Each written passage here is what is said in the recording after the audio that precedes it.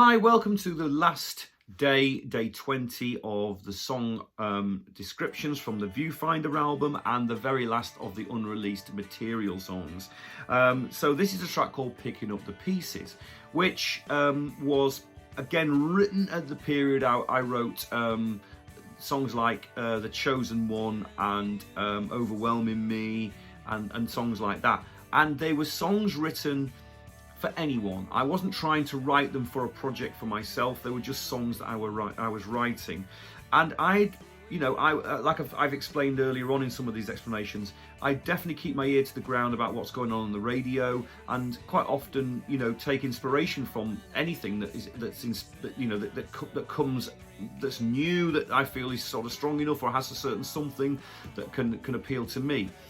And I remember feeling, when I heard the first Maroon 5 album, what a great new take on sort of pop rock, if you like, it was, and what a great voice that guy had, and the arrangements were exciting and interesting and all that. So I guess Picking Up the Pieces really was my reaction to sort of the pop world, trying to kind of carry on with using guitars and all the rest of it.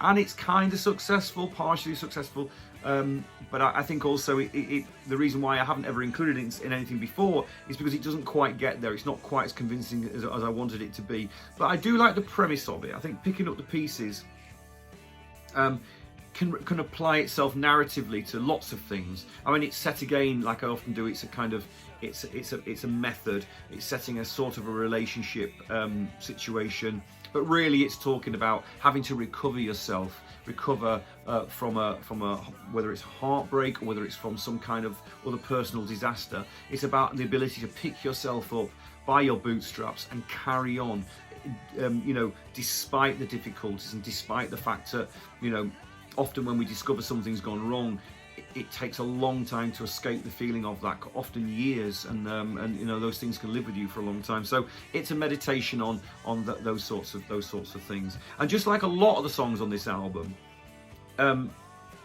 it's quite telling to me now listening to just as a final overview really with this one, is how mixed up I was really, and what a bad place I was in lots of respects. And you can't help yourself as an artist, for all of your inner demons and your inner anxieties, they come splurging out in your work. And even though you might not be aware of it, you put them into your work, even if it's very nuanced, even if it's kind of undercover of the narrative, or even if it's kind of hidden from view.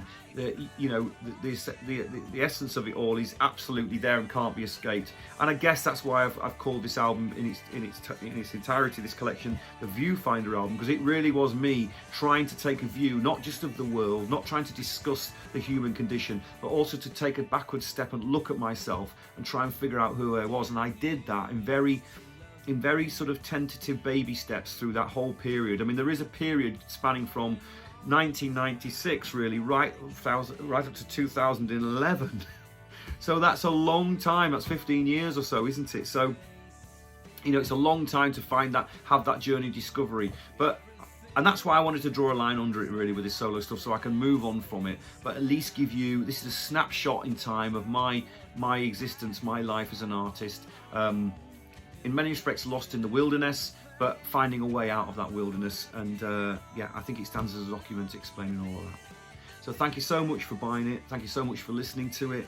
And hopefully when I get onto my new solo record, I'll do this again and we'll discover something else about me. Thanks a lot. Take care.